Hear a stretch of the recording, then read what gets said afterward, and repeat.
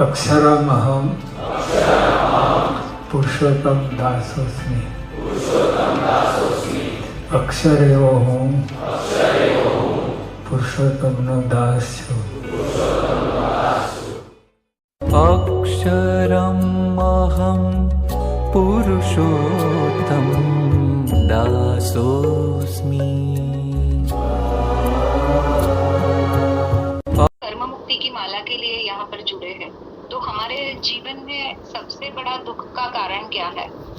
सब लोग बोलते हैं मैं इतना नारायण का जाप करती हूँ, माला करती हूँ, हनुमान चालीसा करती हूँ, लेकिन मेरे जीवन में दुख बहुत है और एक के बाद एक दुख आता ही जा रहा है। तो जीवन में सही मायने में अगर दुख के लिए अगर हम संबंधों में बहुत मन मुटाव है, तिराड़ है, तो पूछेंगे तो बोलेंगे कि संबंधों की वजह से मेरे जीवन में दुख है। अगर जिनको पैसा नहीं है उनको हम पूछेंगे तो बोलेंगे कि दरिद्रता है, पैसे की कमी है, या घर में पैसे की वजह से थोड़ा सा मनमुटाव चल रहा है, उसकी वजह से। जिनको हेल्थ का पूछेंगे और कुछ बीमारियां घर में व्यक्ति को है तो बोलेंगे कि बीमारी की वजह से स्वास्थ्य अच्छा नहीं है, इसके लिए हमारे जीवन में दुख है। लेकिन चैतन्य महाप्रभु जी क्या बताते हैं कि जिस क्षण हमने श्री कृष्ण को भूला है, नारायण को भूला है, वो क्षण हमारा दुख का कारण है। बाकी ये सब जो चीजें हैं वो दुख का कारण है ही नहीं, लेकिन हम उसको दुख बन के स्वीकार कर लेते हैं। तो हमें एक क्षण भी श्री कृष्ण को भूलना नहीं है, श्री नारायण को भूलना नहीं है। जिस क्षण हमने भूला वो हमारे जीवन के दुख की क्षण है, हमारे जीवन की वो विकट क्षण है। तो हमें ध्यान रखना है कि हम लौकिक कार्य तो सब कर रहे हैं, लेकिन भीतर क्या हमारे नारायण का नाम, नारायण की याद, नारायण का साथ मन ही मन चालू है कि नहीं है?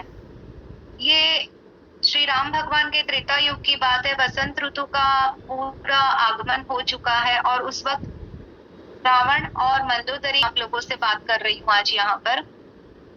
अभी तक सूर्योदय भी नहीं हुआ है, उसके पहले सुबह में रावण और मंदोदरी जी अपने कक्ष के बाहर बालकनी में थोड़ा सा टहल रहे हैं और बातें कर रहे हैं दोनों जन।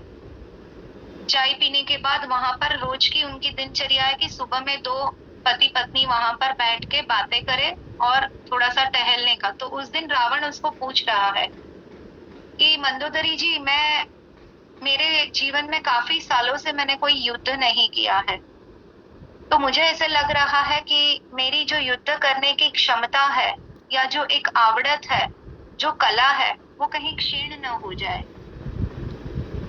तो मंदोदरी बोलती है कि ऐसे बोलो भी मत और सोचो भी मत। तो हम जब अपने जीवन में भी सत्कर्म करते हैं, लेकिन कुछ कुछ दिन, कुछ कुछ क्षण हमारी ऐसी रहती है कि हम भूल जाते हैं सत्कर्म करना, हमें याद नहीं रहता है, तो प्रकृति हमें कोई ना कोई माध्यम से हमें संदेश देती है। हमारे जीवन में अगर सही सुख आने वाला है या दुख आने वाला है, प्रकृति के माध्यम से हमें, अपनी औरा के माध्यम से हमें पहले वो निर्देश मिल ही जाता है कि अभी जीवन में ये परिस्थिति परिवर्तन होने वाली है। तो वहां पर मंदोदरी उनको बोलती है कि आप स्वामी ऐसी बातें मत करो और ऐसा सोचो भी मत। तो बोला नहीं, मेरी जो शक्ति है वो क्षीण हो रही है, ऐसे मुझे महसूस हो रहा है, इसलिए मैं मेरी पत्नी के साथ ये शेयर करना चाहता हूँ। तो बोला कि प्रकृति में, धरती माता में ऐसा कोई भी बीज नहीं है कि जिसका फल ना मिला हो। तो हम कर्म तो कर रहे हैं, सत्कर्म है या दूसरे कर्म है, जो भी कर्म है, हमें कर्म का फल तो मिलने वाला है, लेकिन हम अपने भीतर डर रखते हैं और ईश्वर को दोष देते हैं कि हमें ईश्वर से डर लगता है, जबकि हमें ईश्वर से तो डरना ही नहीं है। हमें डरना है तो सिर्फ और सिर्फ अपने स्वयं से, अपने कर्म से, और अपने जीवन में जो क्षण हम नारायण को भूल गए हैं उस क्षण से हमें डरना है। तो वहां पर दोनों के बीच में बहुत सारा संवाद हो रहा है और तभी बोलते हैं कि अगर आप ऐसा सोच रहे हो मंदोदरी कि अगर बीज हो चुका है तो आप मुझे बताइए कि कहाँ पर है और कौन है व्यक्ति, क्योंकि मेरी क्षमता अनुसार समग्र पृथ्वी में ऐसा कोई योद्धा भी नहीं है कि जो सामने खड़ा भी रह सके और मेरे सामने युद्ध भी कर सके। तो बोले कि आप ऐसा मत सोचो स्वामी, बहुत सारे ऐसे योद्धा है, आने वाले हैं और भविष्य में भी होंगे और अभी भी पृथ्वी पर है, वो बीजारोपण हो चुका रहता है, लेकिन हमें स्वयं को ज्ञात नहीं रहता है और हम अहंकार में उसमें चले जाते हैं। तो हम अहंकार में कैसे कर्म कर लेते हैं वो उस क्षण हमें पता नहीं रहता है, लेकिन जिस क्षण वो रिजल्ट आना रहता है तब हमें ज्ञात होता है कि मैंने किस प्रकार के कर्म किए हैं। तो बोलते हैं कि नहीं, आप मुझे ये बहलाने के लिए बोल रहे हो, लेकिन मुझे आपके ये उत्तर का समाधान नहीं हो रहा है। तो मंदोदरी अंदर रूम में जाके आते हैं और फिर बोलते हैं कि आप ठहरो, मैं आपको बताती हूँ, आपको स्वयं ही उसका उत्तर मिल जाएगा कि आपके लिए समकक्ष योद्धा कोई है कि नहीं है। तो कुछ ज्वारी के दाने वो लेके आते हैं और वहां पर जो टेरेस जैसा है उसमें वहां पर डाल के पक्षियों को बुलाते हैं। अभी सूर्योदय होने आया, सूर्योदय के बाद वहां पर पक्षी वो दाना खाने के लिए जब आने के शुरू करते हैं तब पहले वो दाना डालती है और बोलते हैं कि अगर आप रावण के यहाँ पर आए हो तो आपको रावण की सौगंध है कि आप दाना ये खा लो। फिर बोलती है आपको रावण की सौगंध है, आप दाना न खाओ। तो पक्षी जो है वो दाना खा लेते हैं, उनका कुछ भी सुनते नहीं है और खा के उड़ जाते हैं। उनको दोनों सौगंध देते हैं, पहले बोलते हैं कि आप खाना खा लो, सौगंध है, और फिर बोलते हैं कुछ क्षण बाद कि आप खाना न खाओ, ये दाना ज्वार का दाना है वो आपको रावण की सौगंध है। और फिर भी जब ना बोलते हैं तभी भी पक्षी खाते हैं, हाँ बोलते हैं तभी भी पक्षी खाते हैं। तो बोला कि मुझे आपके ये क्रिया से कुछ समझ में नहीं आ रहा है, आप जो भी है मुझे स्पष्टता पूर्वक बताओ। तो बोला कल इसी समय आपको उत्तर मिल जाएगा, आप कल सुबह में इसी समय हमारे साथ यहाँ पर बैठना। दोनों जिन अपनी दिनचर्या में लग जाते हैं, वो राजमहल में जाते हैं, ये घर का करते हैं। दूसरे दिन सुबह में वापस पति पत्नी बैठते हैं और वहां पर रावण बोलते हैं कि आज मुझे अपने सामने लड़ने वाले योद्धा का नाम बताओ कि कौन है वो। तब मंदोदरी वापस उसको समझाती है कि आप ऐसा भाव भी प्रकट ना करें, क्योंकि ये भाव प्रकट करने से भी कहीं ना कहीं हम नकारात्मक तो अपने जीवन में लंका के ऊपर स्वीकार कर रहे हैं। अब ये कितना छोटा सा विचार है लेकिन समग्र लंका के ऊपर वहां पर आ रहा है। तो हम अपने जीवन में दिन में कितनी बार नकारात्मक किस प्रकार से विचार करते हैं वो कभी हम सोचते भी नहीं है, और बहुत सारे नकारात्मक विचार सतत हमारे व्यवहार में, वर्तन में, विचार में, वाणी में आ जाते हैं। अभी वापस उस क्षण सूर्योदय हो रहा है और वापस वो ज्वारी का दाना लेके मंदोदरी जब आते हैं तब वो पक्षियों को बोलते हैं कि आप दाना खा लो। वापस पक्षी दाना खाते हैं। कुछ क्षण बाद बोलते हैं कि अयोध्यापति राजा, आज की आपको सौगंध है कि इस दाने को छूना भी नहीं। तो जिन्होंने मुंह में भी भरा था उन्होंने भी वो दाना थूक दिया और वहां से उस दाने के सामने देखते भी नहीं है, और आजू बाजू में वो लोग वहां पर पक्षियां घूमना शुरू कर देते हैं। लेकिन एक जो हंस जैसा सफेद कलर का उस वक्त पक्षी रहता था वो बहरा था, तो उसने सुना नहीं, तो वो एक ही पक्षी ने वहां पर वो दाना खाया, और जैसे ही वो दाना खाता है उसके गले में जैसे एक प्रकार की पीड़ा होती है वैसे उनको अनुभव हुआ।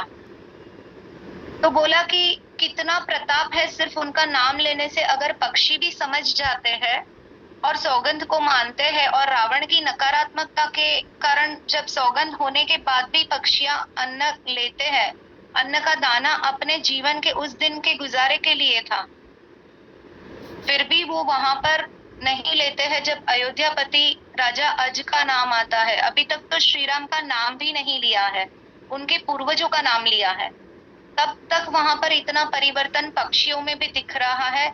जबकि वो नकारात्मक ऊर्जा में, लंका में जो सोने की लंका है उस उधर रह रहे हैं, राक्षसों की प्रजा के बीच में रह रहे, फिर भी कहीं ना कहीं पक्षी की प्रजाति को भी पता है। तो हम तो मनुष्य देह है, हमें कर्म से बहुत सचेत रहना है, सावध रहना है, तब जाके हम जो मंथली ये कर्म मुक्ति की माला करते हैं उसका प्रभाव हमारे जीवन पर अलौकिक रूप से होता है। तो ये छोटी छोटी चीजें हैं लेकिन हमें बहुत ध्यान में रखनी है कि किस प्रकार हम अपने जीवन के अपने सवालों का जवाब अपने को स्वयं को दे सकते हैं। तो सबसे पहली चीज है कि हमें डरना नहीं है ईश्वर से। बहुत प्रश्न आते हैं, लोग पूछते हैं मुझे कॉल पे कि मैंने आज ये पूजा करवाई, मैंने आज ये विधि करवाई ब्राह्मण के पास, या हमारे परिवार में ये पूजा थी, उसमें हमसे ये गलती हो गई है, तो हम क्या करें? आप बोलो, आप एक बार बोलोगे तो हम माफ हो जाएंगे। ऐसा कभी भी नहीं होता है। अगर हमारे परिवार में अगर हमारे बेटे या बेटियों से किसी भी प्रकार की गलती होती है लेकिन वो सही उसमें प्रयत्न कर रहे हैं, तो हम बच्चों को भी कितने सहजता से समझा के आशीर्वाद देते हैं, ना कि उनको वो कर्म भुगतने के लिए वो प्रकार का हम श्राप देते हैं। तो हम तो जब भगवान की पूजा करते हैं, तो भगवान की पूजा करने में अगर हमसे थोड़ी सी चूक भी हो जाती है, गलती भी हो जाती है, तो नारायण हमें कभी भी श्राप नहीं देते हैं। उल्टा वो फिर भी हमें आशीर्वाद ही देते हैं कि हमारे जीव का, हमारे जीवन का, हमारे परिवार का, तीनों का कल्याण हो।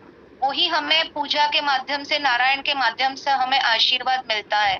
तो हमें निसंकोच रहना है कि हमसे कुछ भी गलती हो गई और नारायण मुझे पनिशमेंट करेंगे, नारायण हमारे ऊपर क्रोध करेंगे या नारायण हमें श्राप देंगे, वो असंभव बातें हैं। वो सोचना भी हमारे लिए नकारात्मकता है। हमें अगर डरना है तो हमारे जो भी बुरे कर्म हमारे स्व से हुए हैं, उससे हमें सचेत होकर डर के मारे वो भुगतने के लिए जो भी हमें तैयार रहना है, उसका हमें सहर्ष स्वीकार करना है। और जब हम केयुंग सत्संग में जुड़े हैं, तो अगर मेरे से पुराने में कुछ गलत कर्म हो भी चुके हैं, तो नारायण को पकड़ के हम वो सहजता से वो कर्म को पूरा करें और फिर धीरे धीरे नारायण के पथ पर, धर्म के पथ पर, हम सत्संग के पथ पर आगे जाए और अपने कर्म में परिवर्तन लाए। उसके लिए हमें सत्संग में जुड़ना है, ताकि धीरे धीरे हम अपने जीवन में वो बदलाव ला सके। जो पुराने हो चुके हैं कर्म, उसमें आप बदली नहीं कर सकते हो, लेकिन हाँ, नारायण को साथ में रखकर वो कर्म को, हमें परिणाम जो आ रहा है उसको स्वीकार करना, वो भी बहुत बड़ी बात है। और स्वीकार करके उसमें से हमें धीरे धीरे बाहर निकलना, लेकिन उसके लिए खुद के अंदर बहुत धीरज रखनी है, धर्म को पकड़ना है, नारायण को पकड़ना है, अपने गुरु को पकड़ना है। और फिर कर्म में देखो, कितनी भी परिस्थिति विकट आती है जीवन में, आप सब परिस्थिति में से आपकी नैया नारायण बाहर निकालेंगे, ये मेरी आप सबको गारंटी है। आप बहुत सहजता से सिर्फ शांति रखो, धीरज रखो, सभी में से हम बाहर आ जाएंगे। सिर्फ धर्म को पकड़ना है, नारायण को पकड़ना है। और आज हम मेडिटेशन भी उसी का करेंगे कि हमारे अंदर जो नारायण के प्रति डर है, वो आज हमें निकालना है। नारायण नारायण।